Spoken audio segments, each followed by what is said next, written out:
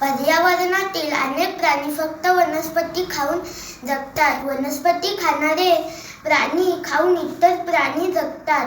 पाणी व हवेतील कार्बन डायऑक्साईड वापरून वनस्पती सूर्यप्रकाशात स्वतःचे अन्न तयार करतात. म्हणजेच प्रत्येक अन्नसाखळीचा आधार वनस्पतीच असतात.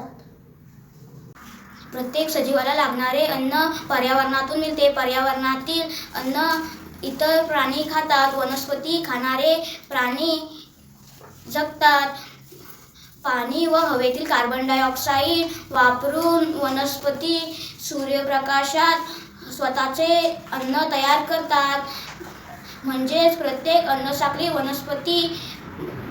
अन्नसाखळीत वनस्पतीचाच आधार असतात.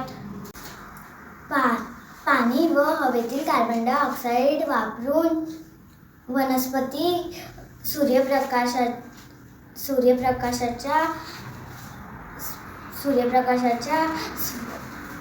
स्वतःचे अन्न तयार करतात. प्रत्येक सजीवाला लागणारे अन्न पर्यावरणातून मिळते. पर्यावरणातील अनेक प्राणी फक्त वनस्पती खातात. वनस्पती खाणारे प्राणी खाऊन इतर प्राणी जगतात.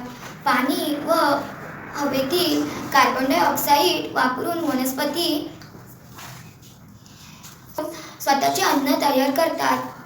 म्हणजेच प्रत्येक अन्नसाखळीचा आधार वनस्पतीच असतात.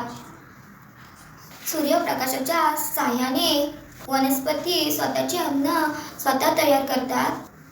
यालाच प्रकाश संश्लेषण असे म्हणतात.